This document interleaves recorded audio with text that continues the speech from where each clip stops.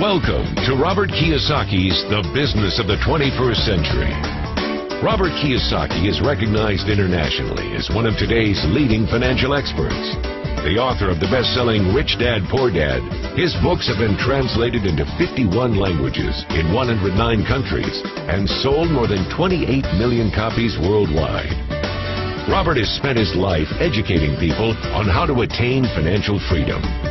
Now, through this special video presentation, he explains why network marketing is indeed the business of the 21st century and how you can take advantage of its opportunities to create the life you desire. The next thing I want to cover with you is one of the most important lessons my rich dad gave me, and it was called the cash flow quadrant. And what my rich dad explained to me is that there's four people in business. One are E's, employees. S stands for small business, self-employed, or specialist. B stands for big business, and I stands for investor. And the thing of note here is that most people who go to school are programmed for the E and the S side. For example, it was my poor dad who always said to me, son, go to school so you can get a nice, safe, secure job. And so my poor dad wanted me to be an employee. And since the time I was a kid, get a safe, secure job, steady paycheck, and benefits. Okay? I didn't want to be an employee. And I said, Mom and Dad, I want to be a rich man. And I fight with my dad. So my mother finally said, son, if you want to be rich, my mother was a registered nurse. And she said, if you want to be rich, the richest people I know are doctors. So my mom wanted me to come over here, be a specialist or a small business person. I said, there's only one problem with that, Mom. Doctors are really smart. And she says, you got a good point there. I'm not going to be a doctor. So I went to school. I have a Bachelor of Science degree. I can drive ships and I can fly planes. I flew for the Marine Corps. But I've never used any of that education because I wanted to become a business owner. So it was my rich dad who basically said to me, become a business owner and learn to be a professional investor. So one of the big differences here between these people is that it's called taxes. See, in 1943, in the U.S., the federal government passed a law that said employees had to pay tax before they got paid. So when you get your paycheck from your employer, you open it up, and voila, the government's always taken a sizable chunk of it. And the harder you work and the more money you make, the more money they take from you. So that's why it's not that good to be an employee, because you can never get ahead, because the more you work, more money you make, the greater they pay in taxes. Now, the doctors and lawyers and attorneys, accountants were all laughing, saying, oh, these guys, they're getting paying a lot of taxes. So naturally, the federal government changed the laws again. So in 1986 in the U.S., a thing called the 86 Tax Reform Act, and it basically took a lot of the benefits away from people who are self-employed, small business, doctors, and lawyers. So today in America, unfortunately, these guys pay the highest percentage in taxes. It is tragic. And a lot of people think they're investors, but what they're really doing is they're just giving their money to people like mutual funds, companies, and all that. So they're investing, but they're not really investors. See, the big tax breaks are on this side. The laws are pretty tight here, but this area is very, very gray. So by being a business owner on the right-hand side of the quadrant, you can make a lot more money and pay a smaller percentage of taxes legally. And the key word is legally. In the investor quadrant, it is possible to make millions of dollars and pay 0% taxes legally. But you've got to know the difference.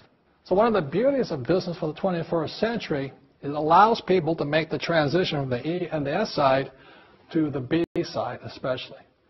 And so you can become a big business owner. And the difference between an S and a B, small business and big business, is most of these guys can't quit working. Most small business owners, if they stop working for more than a month, the business collapses. They don't really have a business. Most of these people own a job. So the beauty of business for the 21st century is it allows these people to make the transition to the B side so that you don't have to keep working hard for money, and the money can actually come in passively.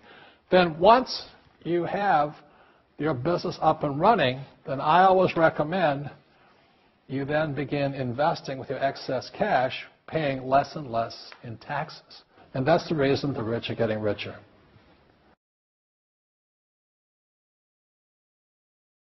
So Rich Dad Poor Dad is a very simple story of my two dads. My real dad was the head of education for the state of Hawaii. Great guy, PhD, like I said, head of education, smart guy, but he also ran for lieutenant governor of the state of Hawaii as a Republican. Unfortunately, he lost, and he ultimately died poor, so that's why I call him my poor dad. My rich dad, on the other hand, didn't finish school, but he ultimately became one of the richest men in Hawaii. So he was my best friend's father, and starting when I was just the age of 9, my rich dad began teaching me about money and business and why the rich are getting richer and why there's this big gap between the rich and everybody else today. So Rich Dad is a very simple, true story about two fathers, Rich Dad and Poor Dad, tell their two sons about money.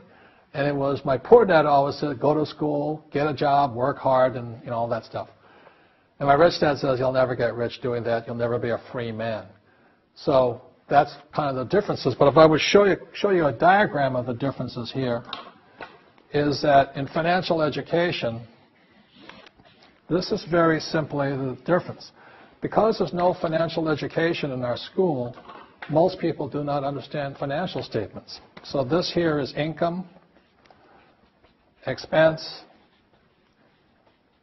assets, and liabilities. And the reason my poor dad was poor, it was very simple. Because he couldn't read a financial statement because he don't have financial education in school. He was financially illiterate, although a PhD. And my poor dad always said, our house is an asset. And my rich dad said, your father may be well educated, but he can't tell assets from liabilities. So very simply, my rich dad said to me, assets, whether you work or not, put money in your pocket. So when a banker looks at your financial statement, the banker looks at this and says, oh, you have assets and you're putting money in your pocket. And if you look at your house, it's really a liability because every month it takes money from your pocket. Now I can hear people say, well, it's, I don't have any debt on it, but still every month you have insurance, you have upkeep and expenses to it. So very simply, the reason I'm a rich man today was I knew the difference between assets and liabilities. And I get richer and richer because every year I add more assets to my balance sheet here. And so that's one of the biggest differences. And as my rich dad often said to me, he says, son, my banker has never asked me for my report card. My banker wants to see my financial statement because it's your financial statement that shows how high your financial IQ is. How smart are you with money? If you're very smart with money, the banker will give you as much money as you want because you know how to make money with money. If you're not very smart about money, all the banker will give you is a credit card and a home loan. So those are some of the differences between my rich dad and my poor dad. And if you stay tuned, you'll find out how you too can create assets instead of liabilities. Because if you're going to survive in the 21st century, you need more assets than liabilities.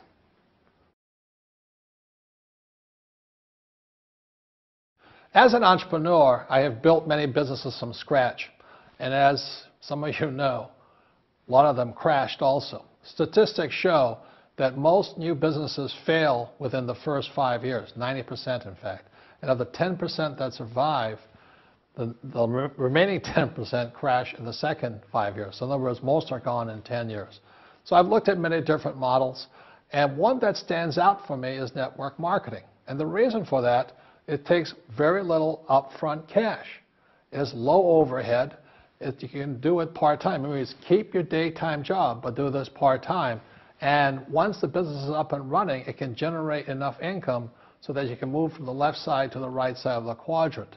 So let me tell you about my introduction to network marketing because I had a very closed mind to it.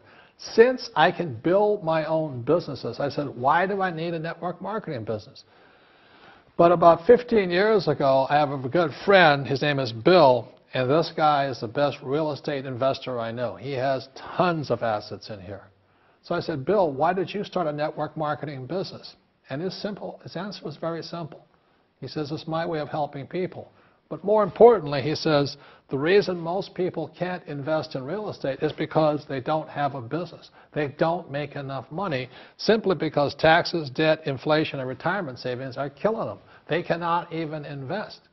So my friend Bill, who is a professional real estate entrepreneur, he says, I started a network marketing business so the people that worked with me could start their own business and then invest money with him. So with that, I realized then that network marketing wasn't about making money, but it was about helping people to help other people make money so they become financially free. So the beauty of network marketing, I said, like it's very low entry point, doesn't take much money, you can do it part-time. And where you profit is in most big corporations is they spend millions, sometimes billions of dollars in advertising. So rather than give that money to advertisers, network marketing depends on building a network. It's called word of mouth, like you recommend a movie to a best friend. So really, the reason I support network marketing, because it's not about selling. It's about people helping people build assets in the asset columns, becoming business owners, and then becoming investors, rather than going through all of this here, which most E's and S's go through.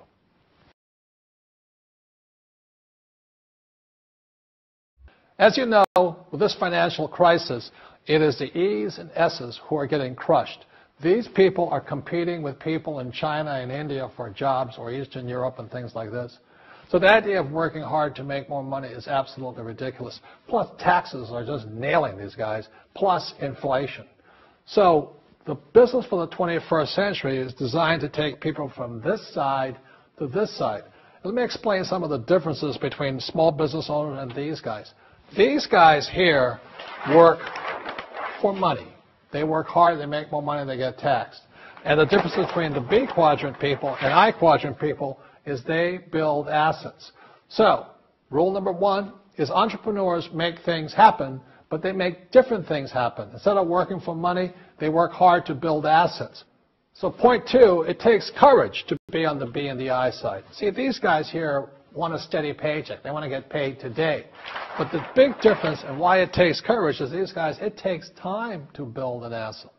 But most importantly, point three, for true entrepreneurs who build assets, it'll bring freedom. Now, one of the problems with this area, as you know, it takes capital. In other words, it takes a lot of money to buy some of these apartment buildings, to build a business and things like this. But there is a way. There is a way to do it with very little capital, and that's what I'm here to talk to you about. It's about a business for the 21st century.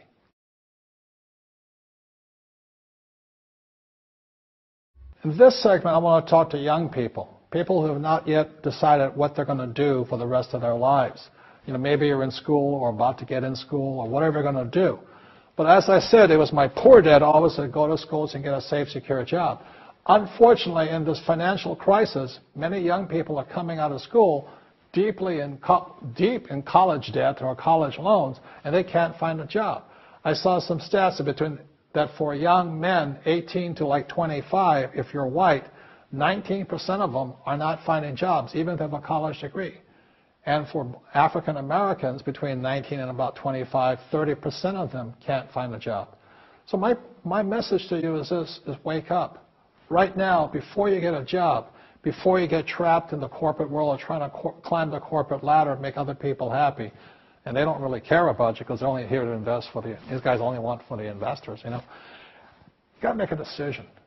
And it was in 1974 when I came back from Vietnam.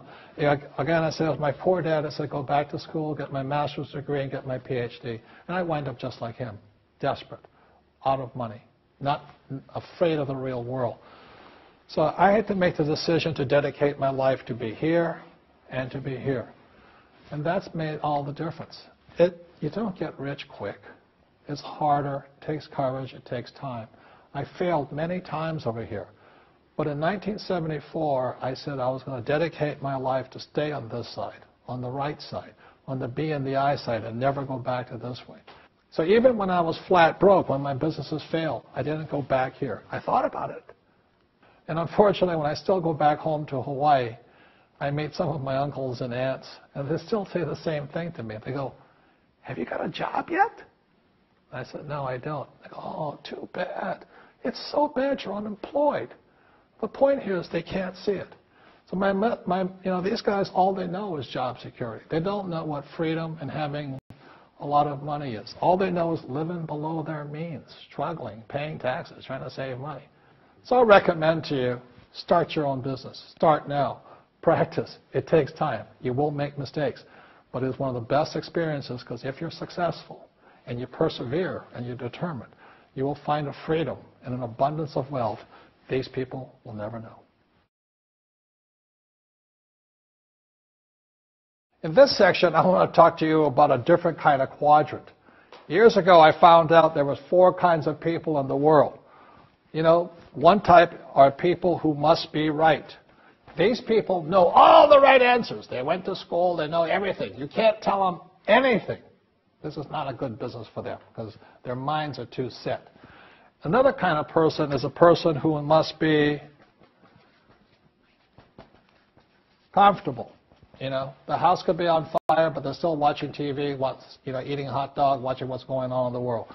These people are toast because the world economy is not coming back. The world economy has moved on. And people who need to be comfortable will probably be left behind. So the people who need to be comfortable, you probably shouldn't talk to them because you only make them uncomfortable. And they're probably not going to make the move because number 1 priority is being comfortable. Another kind of person is a person who must be liked. You know, they want to please everybody.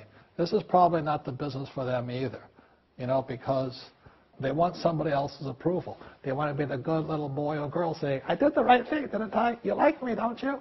And so they'll probably not be successful in the 21st century because they'll probably want to be liked by people who have to be right. And people want to be comfortable. All right, good, be comfortable. All right, you're very right. You know, that's probably being liked. But the business for the people of the 21st century are people who must win. And that's where I am at. One of the best things I was taught in the Marine Corps and at military school is not how many times you get knocked down, it's how many times you stand up. When somebody knocks you back, what do? Oh, you hurt my feelings. You'll probably not be successful. The world will probably pass you by. Because as I said, the world economy is moved on. It's not coming back. So winners will win. But winning takes sacrifice. Success takes sacrifice. And these are the people who will do best in business of the 21st century. So when you're talking to people, you know, about this business, you have to look at them and ask yourself, is this person really just going to be liked and they'll tell you what you want to hear? Or they're going to argue with you because they know all the right answers, or they're going to get very upset with you for disturbing them. So what you're looking for in the network marketing business are people who want to win, people who know the economy has moved on. You'll find every race, gender, age, and background in network marketing. But what they really want to do is they want to win. It really is a true playing field in the world, but not for these people. These people will be left behind. Network marketing is for people who want to win because network marketing is the business model of the future. If you want the government to take care of you, then just keep doing what you want to do. It is possible for everyone to win, but the problem is you've got to commit to it. You've got to say, this is what I'm going to do. I'm going to dedicate 5 years of my life. You want to look at the leaders and say, those are the people I want to be like. Those are the kinds of people I want to hang out with. That's what you got to say to yourself. And I want to help other people do what I want to do and win in life. And that's why I support network marketing, because it really is the business for the 21st century.